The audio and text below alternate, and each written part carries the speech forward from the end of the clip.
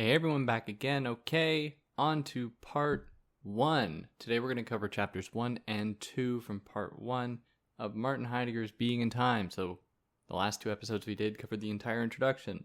Now we are on to part 1. Before jumping into it, go and watch the other parts. What are you doing? You might randomly hear the sound of a cat snoring because there's a cat around me. My big cat likes to snore. So if you hear a weird snoring noise, you know that's my big cat. If you want to follow me anywhere than here, you can find me on Instagram, TikTok, other things, all links in the description. If you want to help me out, like, share, subscribe, tell your friends. Who knows? They might really learn something. This is a really interesting text they might learn. And that'll be great. Then you can talk with them about it. Wouldn't that be fun? We can all increase our knowledge. That'll be amazing. If you want to help me out monetarily, you can do that through Patreon or PayPal, but no pressure to do that. Please take care of yourselves first.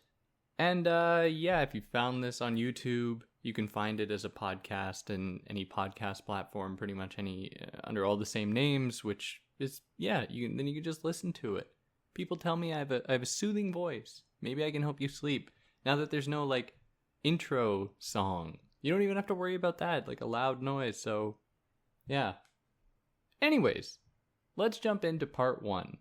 Titled The Interpretation of Dasein in Terms of Temporality and the Explication of Time as the Transcendental Horizon of the Question of Being.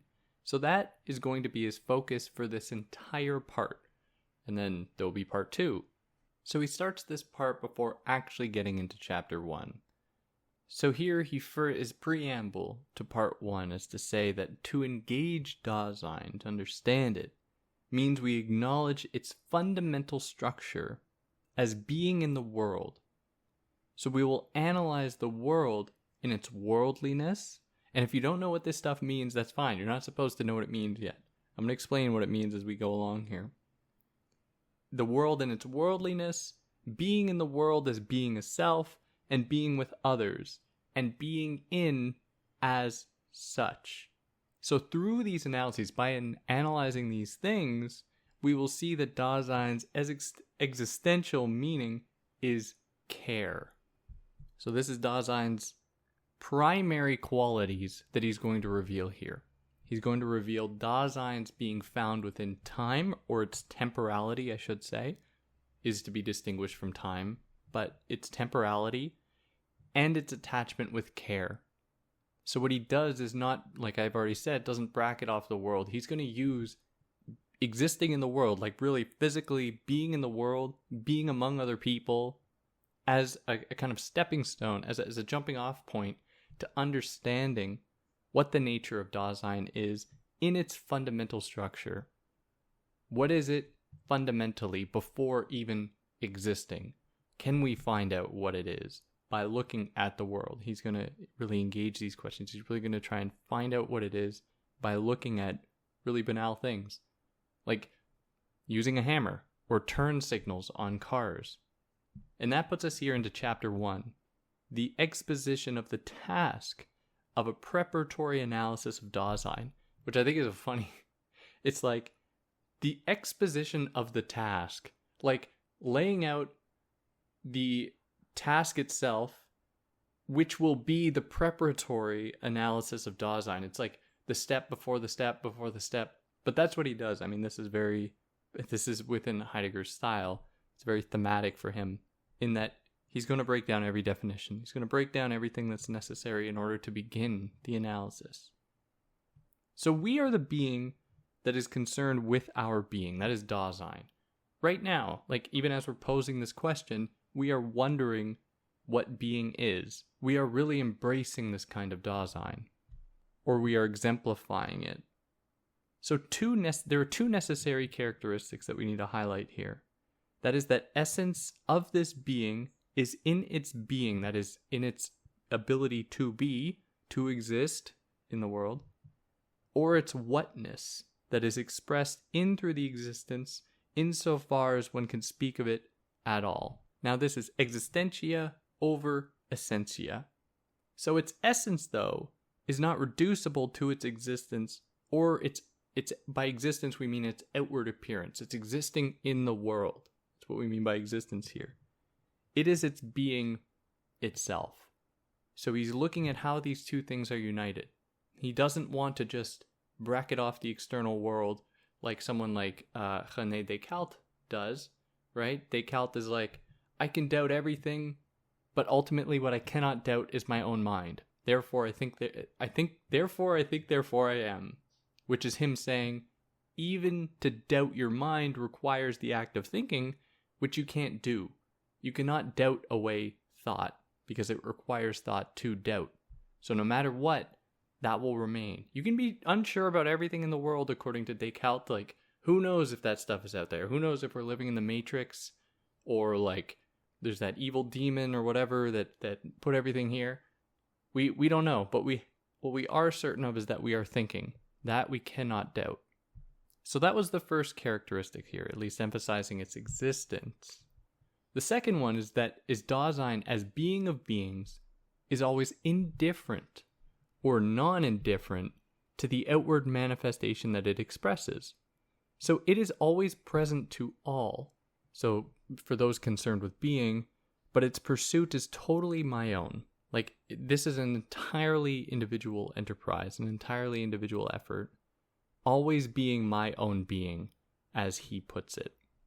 Now, this demands a lot of qualification, because as it'll become clearer much later, but on the one hand, Dasein is an incredibly individual thing. It is something that can only be attuned to in ourselves. It's only our own Dasein. It's only my own Dasein. But this Dasein does not exist as like a free-floating entity in the world that can just do whatever it wants. Its existence, which we've already established is really important to understanding it, that is, its ability, its like outward appearance existing in the world, its existence is bound up with that world and will be determined by that world.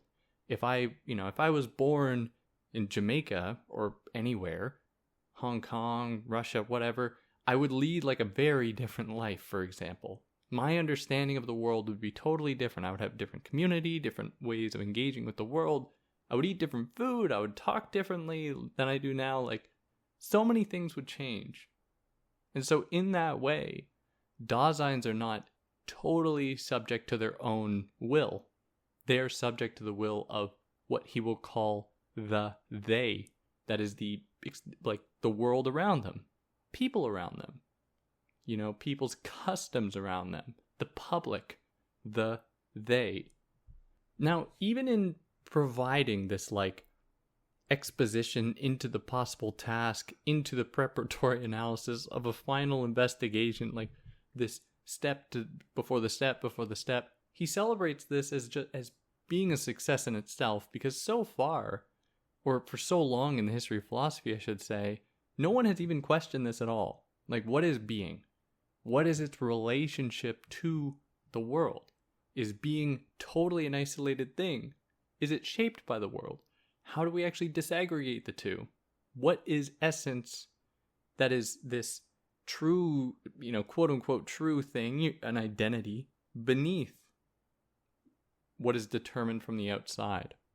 So in terms of Dasein's actual identity, Heidegger tells us that it always defines itself in terms of a possibility, which it is, and therefore understands itself in its being, in its existing.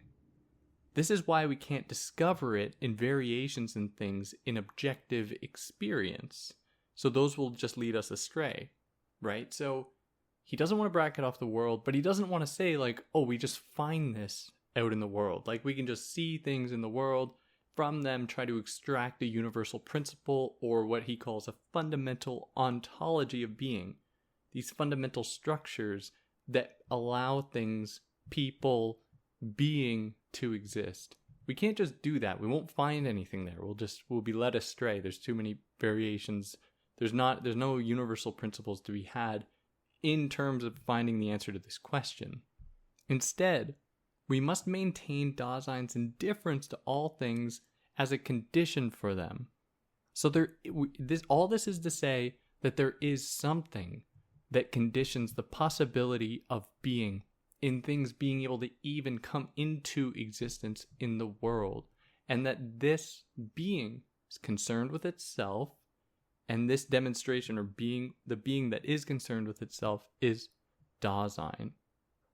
So Dasein is a condition for the world itself, but Dasein is also dependent upon worlds.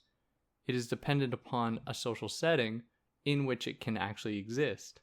So Dasein is a condition of the everyday, but it also tries to flee and forget the everyday. Dasein is ultimately a process of creation, while it is also a turning away from creation. To be means to have been created. So if we look at the ontic everydayness as what he calls pregnant structures, that is, sites for the possibility of new Daseins to emerge, new people to emerge, people like being born, simply, that create, we are confronted with an ontological condition of Dasein. So Dasein is in constant tension with itself. Now, what the hell do I mean by that? I mean that Dasein as an individual thing, we only have our own Dasein, has a natural propensity, and I'm using the word natural just very loosely here. Like, please be kind to me, I'm just for the sake of being able to convey this thought, has a natural propensity to adapt to a world. And so it is both individual and then highly collective. It can do both. It attaches itself to both. So in a sense, when Heidegger says that it is a condition for the everyday, but it is also tries to flee and forget the everyday, Dasein exists in the world not purely as a collective, embracing collective existence, nor entirely as just trying to engage individually in the world. It is a meeting of both. It flees itself in embracing community, in embracing the world, customs, people, whatever. And it also embraces itself in those moments in which it actually exists according to its own will in the world. So as humans in the world, we don't just follow the herd, so to speak. We are people that we do things that make sense to us, our identities. And our identities, as he will come to say much later on in the text, despite the fact that we undergo massive variations in the world, we still maintain our identity, our understanding of ourself, even through various traumas and everything, and our cells rearranging in our brains, essentially our entire bodies having been changed over the course of time with cells regenerating and transforming and whatever. We are still ourselves and understand us to be ourselves, unless there's a serious trauma and then we can't think anymore or whatever. But through that, assuming there isn't an external force that messes it up, we have this universe, or this unchanging attachment, an identity, a recognition of who we are in ourselves. And we're pretty stubborn. We just kind of stay the same throughout our whole lives. Once we establish who we are, even in youth, for my own part, looking back to who I was as a kid, I can find the trajectory there. It makes sense to me how I am still very much the same. So there are two ways to understand being. There's being in its fundamental structures that exist beneath the ontic conditions that we see and feel and touch in the everyday. And then there was those instances of being that exist in the everyday, that are demonstrated in the everyday. So too many disciplines, for him, biology, anthropology, psychology, and philosophy, even, seem to just engage with what he calls the categories, which are the ontic expressions of being out in the world, and are not interested in the fundamental structures of the existential, if you remember from one of the previous episodes, existential structures that actually permit being to be, without being too poetic, that allow being to actually exist. So all of these disciplines, certainly psychology and anthropology, sociology, they are not concerned with the question of being itself. They just look at what happens in the world and are totally satisfied with that. And it's totally legit. I think that there is room for that, of course. There's a lot to learn just by looking at what happens in the world, how humans exist in the world. that doesn't actually bring us closer to understanding being itself, though. So all of these fields, and Dasein, and Heidegger is more critical of them than I think that they deserve. I mean, they're doing their thing, so like whatever.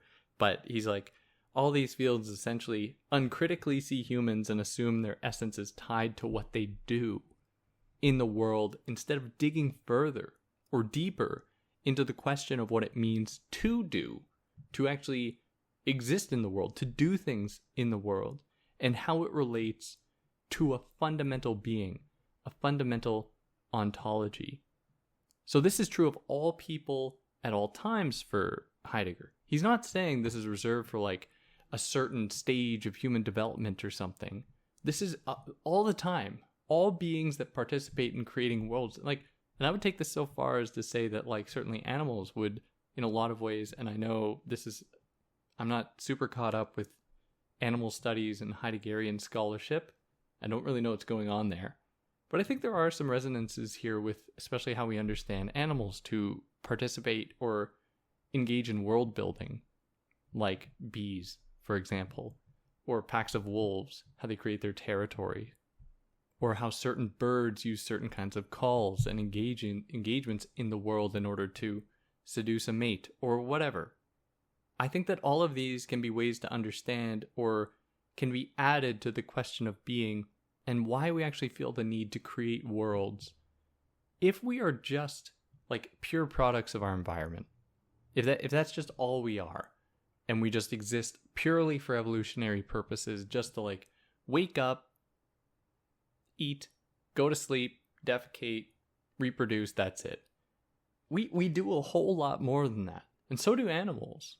Like there's so much more. Like what is it that guides us to do that much more? What is the driving force here that pushes us to do more?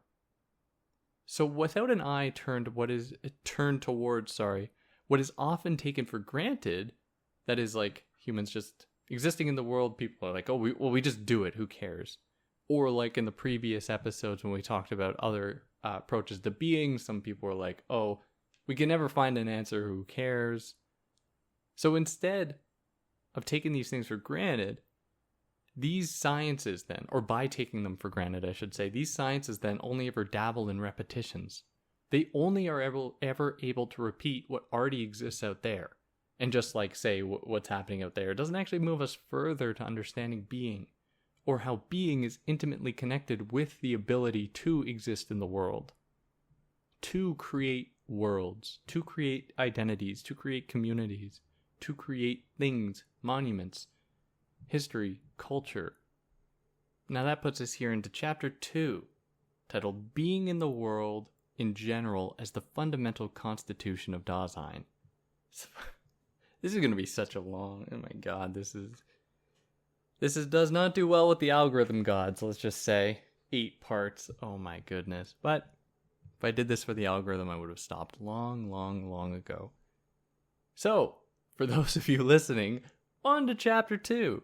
Being in the world in general as the fundamental constitution of Dasein. So I feel like here it's necessary to add one more thing that he sort of introduced in the last chapter, but didn't really. Not in a lot of detail.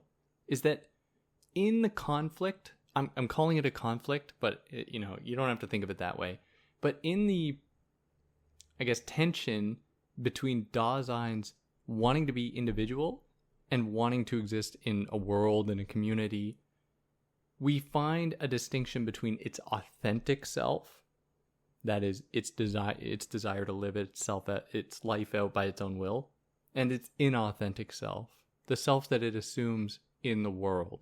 Now, he's using these terms, but we are not supposed to be critical or to say like the inauthentic self is less legit than the authentic self. These are just the only terms at his disposal, or like the translator had to use. But he's very clear, like we're not judging this. And actually, like if you read about this online or anywhere, especially when he talks about later on how Dasein almost falls victim to the they, to the world, to community. Many people are like, yeah, Dasein's, why do I keep doing that? Heidegger's critiquing our propensity to essentially follow the herd. And that, like, I don't know. Maybe I just disagree with a ton of Heideggerian scholarship, but that is not what he's saying. He's not being he says, like, flat out that he is not being critical here. He's not saying this is wrong. He's saying this is absolutely necessary. Like, you can't have Dasein that is just not attached to the world. Anyway, so you have the authentic Dasein, inauthentic Dasein. So everything established so far, right? We know that Dasein exists. It is mine. It's individual. It is a possibility. It is a possible demonstration of authenticity and inauthenticity of the for itself versus for the community, for world. It is found in the everyday, and it is indifferent. All of these are then like a priori knowledge of Dasein itself. So a priori being universal knowledge that is unchanging. Like saying all crows are black is an a priori statement that applies to all crows. I don't have to have seen every single crow to know that this is true. Another a priori statement is that all triangles have three sides, or all triangles are comprised of 180 degrees, or the two angles or the two sides of the squared of a right triangle equals the squared of the third angle, the third side, the hypotenuse side, whatever. True statements that are universal are a priori statements. So these are a priori, this is a priori knowledge of what Dasein is, as he set it out. Like, it exists. It is mine. It is individual. It is authentic or inauthentic. It can be found in the everyday. It is indifferent. It is all of these things.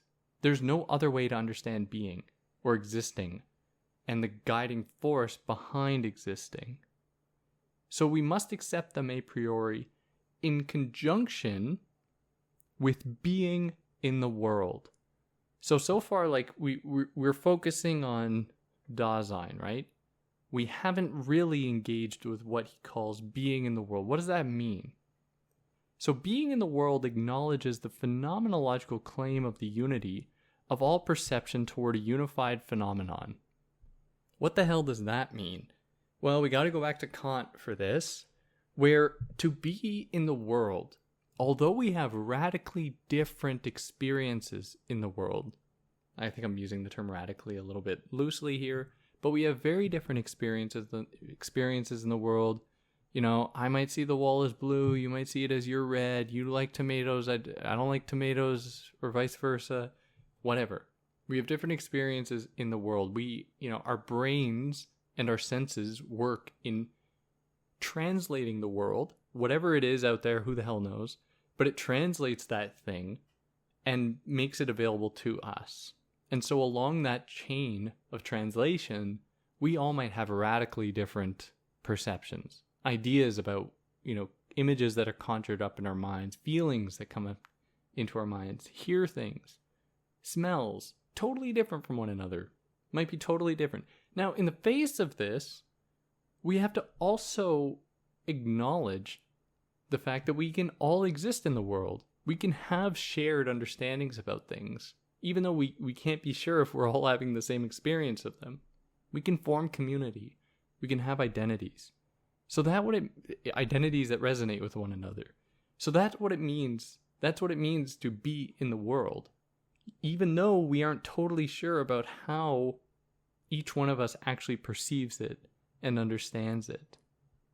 The other thing is that, so this is on like almost like a community level, or when considering many different individuals and our different experiences, but even like individually, myself, I am able to make sense of this is still all Kant, I'm able to make sense of the world, even though the world is a pretty scary thing. I'm able to actually make sense of it and to unify certain objects and phenomena together. So I might see like a dump truck or something, which is like a scary thing. It's loud, it moves fast, it's big, it's heavy, it's made of metal, and I'm able to like understand it and situate it in my mind. Okay, maybe that's not the best example because it's like a constructed human thing and we're taught to understand it. But take a storm, for example. A storm is something that can induce fear in us, of course. But a storm is also something that we can make total sense of in our own minds. Or like a mountain.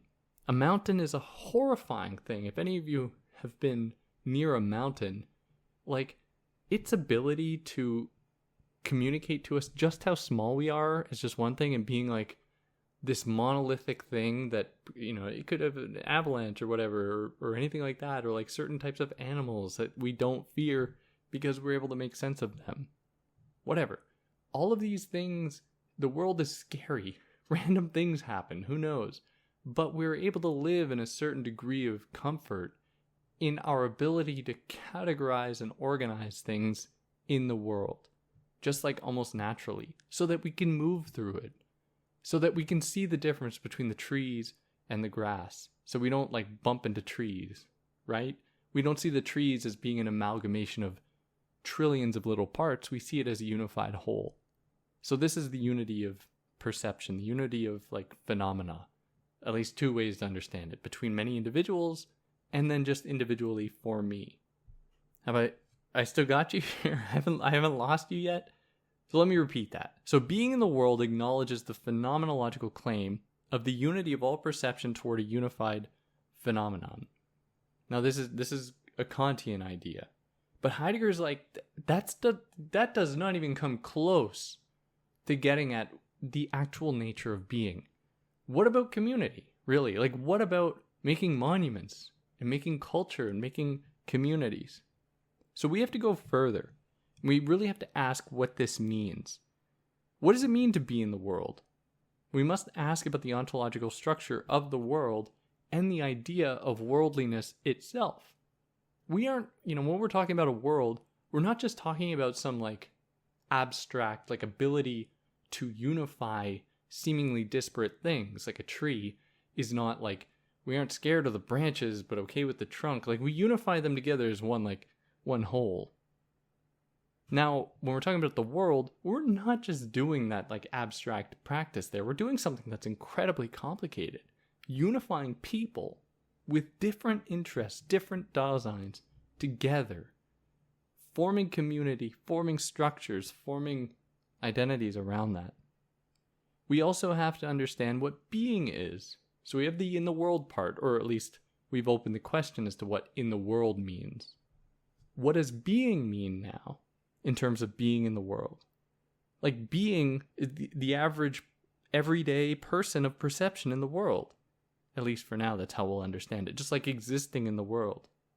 And then being in, we must investigate what inness is.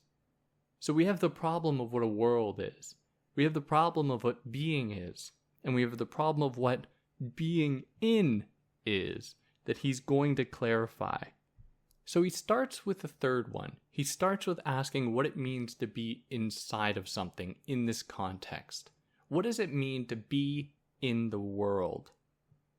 So being here refers to meeting of two beings. So this is the wrong way to understand it. I have to clarify. For example, if you have clothes in your closet, we understand being in as being inside of, kind of enclosed within. That is not what he's after here. Because this implies a kind of never-ending sequence where, your pants are in the closet, but then the closet is in the room. The room is in the house. The house is in the, on the earth, whatever. And it's like an endless chain. It's like an endless chain of possible understanding of what being in is. So this could go on forever, right? So being in, instead, is not to be thought of in that way. As though by existing in a world, we are just like closed in that world. We are just essentially locked within it, like a house. Instead, we have to think of it more as like a possible giving and taking. We are not just the pants that exist in the closet. What a silly set. Yeah, you just tuned in. It's at the 29:43 mark. You are not just the pants that exist in the closet. No. To be in is an ontological description of these things that are categorical and not existential. We want to instead think about it in terms of a giving and taking, where being in is not just us existing in something, but us also shaping that thing that we exist in the sense of not like inness being enclosed in. And I know, okay, for Heideggerians out there, you're like, oh, well, enclosure signifies something very specific or denotes something very specific for Heidegger. Don't think of it that way. I just mean like physically being like closed in something. So we want to think of this as an existentially, like as an existential structure. So to do this means separating it from the idea of spatiality itself. Being in does not imply that you are in something in space, like pants in the closet. Pants in the closet. Instead, we must understand being in as attaching it to the idea of inhabiting, being familiar with, being attached to, like being in a club, being part of, being in a community. Might just be the easiest way to, like another way to frame it. So being in is thus the formal existential expression of the being of Dasein, which has the essential constitution of being in the world, which is just the fancy way of saying what I've just said. That being in is not like spatially being in something, pants in the closet, but instead being in a world with a world, shaping that world, and then having it shape us. So this isn't to say that Dasein doesn't have spatiality, right? Which he kind of will go on to say, but this isn't to say that Dasein doesn't have spatiality, but it is not constituted because it is in the world in space, but is only manifested in the world or in a world.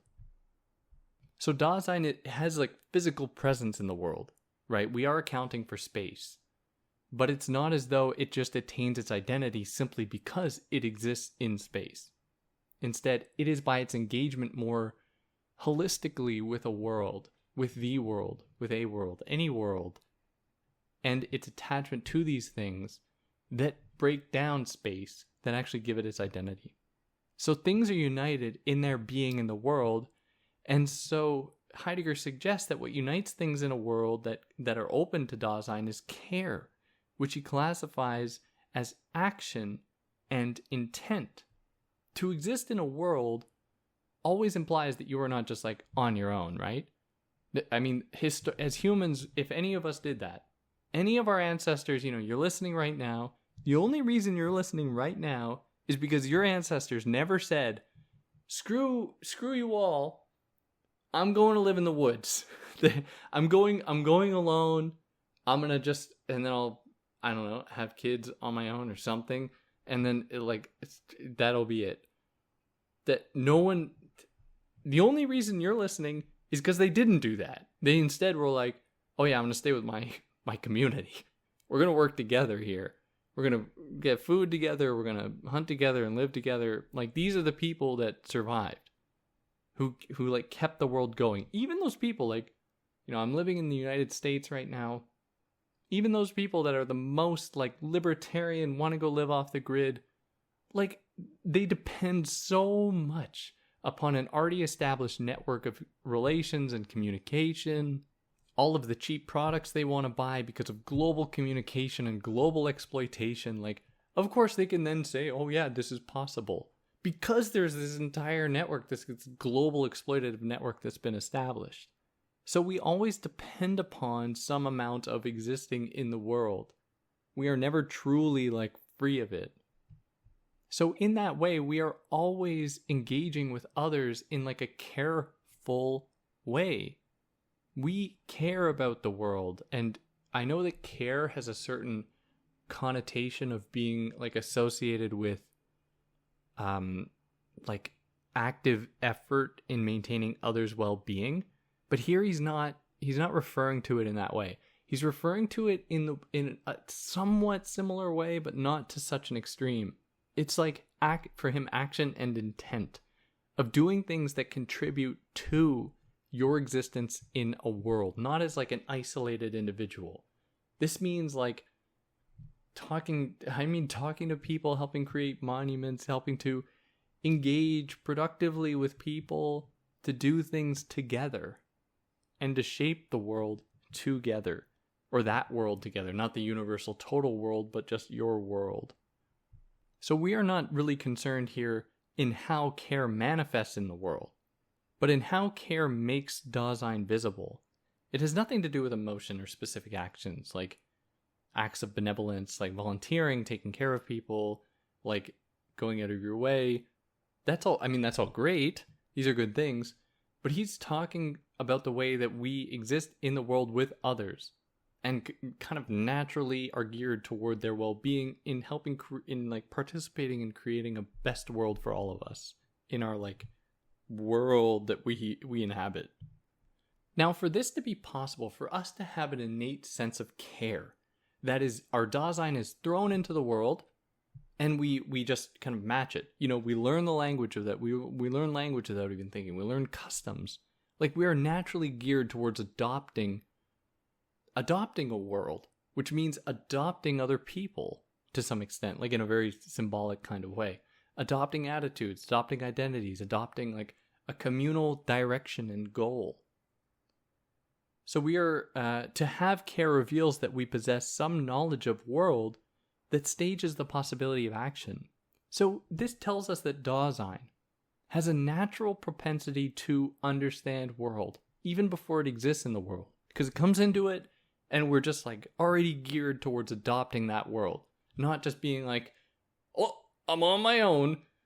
No one can do that. That will not happen. So this is not knowledge, as Spinoza wrote of it.